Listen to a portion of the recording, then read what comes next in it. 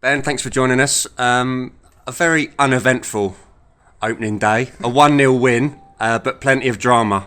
What's your immediate thoughts and feelings? I think uneventful is, you're obviously making a little joke there, but I try. listen, it's.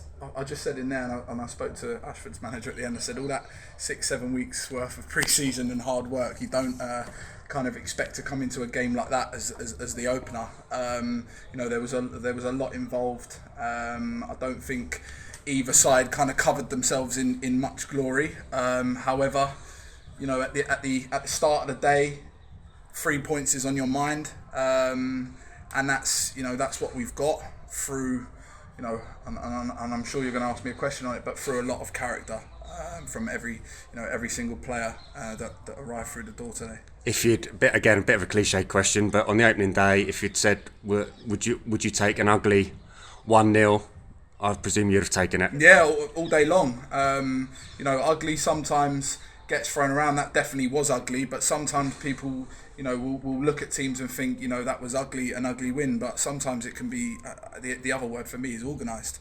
I thought we were very, disciplined, and once we did go down to 9, we were very disciplined and we stuck to what was asked. And you had people doing jobs that they wouldn't have liked to do, but they had to do it, and they bought into that. But like you say, if you asked me at the start, when I woke up this morning, would I take an ugly 1-0 with 3 points on the end of it? I'd have said yes. Two obviously big, well, three including the goal, but two big moments in the game. Obviously, we finished with 9, played for over about 40 minutes, I think, with 9 men. 2 straight red cards. Take us through, and what were your view on both red cards? Well, listen, like I said to you just before, that both red cards are on the opposite sides of the pitch to the dugout, so it's very difficult to have a very clear picture. There's been a lot of people who were watching on this side say what happened. People on the other side have got an opinion. It's difficult for me to say exactly what happened until we can review video footage and things like that. But we've just got to kind of take them on the chin, and they've been served up. Nothing's going to change about it now, and we just got to deal with it.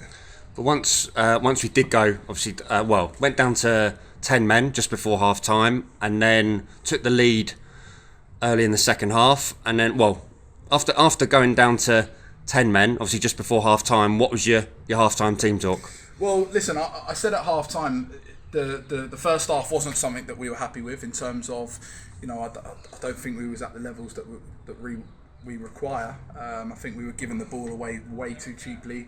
We weren't looking after it in important areas of the pitch. We weren't moving the ball quick enough.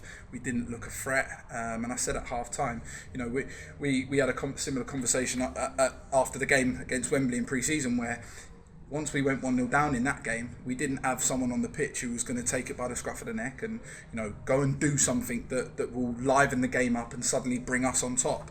I think today, that was my message at half time. I said it's going to take somebody to go and do something out of the ordinary, maybe, something with a bit of quality, get on the end of a set piece, which Leo did, for the goal, to, maybe just liven us up a bit. And I think, I said, once you get one person to do that, 2, 3, 4, that turns into 8 of them that will buy into that, and that can get you through a game. And, it did with nine men. Once we got that lead, we went down to 9, and I think everyone kind of played their part in ensuring that stayed the scoreline. You spoke last week after the Walthamstow game about obviously being well organised, particularly with 9 men. Obviously, when the second red came and with all the added time, it must have been about 40 minutes with 9 men. So you must be particularly pleased that obviously A, you survived for that long with 9 men, and B, as you've said before, being hard to break down, didn't concede many chances with 9 men. And if Andrew McCorkle is suspended next week, have you found a new goalkeeper in James Gerting? Well, I've heard the chairman's pretty handy in goal, he tells me, so we might have to get his boots out the loft. But listen, that's something that we'll work on this week. It'll be difficult because, like you say, keepers aren't going to want to be cup tied if they're only coming in for one game. So that's something, that's a challenge that's thrown upon us. But we'll sit down and try and work out a strategy. Obviously, in terms of being hard to beat, I we had to change shape straight away, half time. You know, you've worked all pre-season, you know, working on shapes and with new players, and suddenly, you know, we've got a bit of, you know, adversity thrown at half time and we've had to change shape. We've then had to change shape again. You know, the players are being asked to do things that they don't want to do. Forwards are having to run back and defend. You know, I thought Leo was absolutely outstanding. You know, with his work rate, he was playing almost like a left back at times.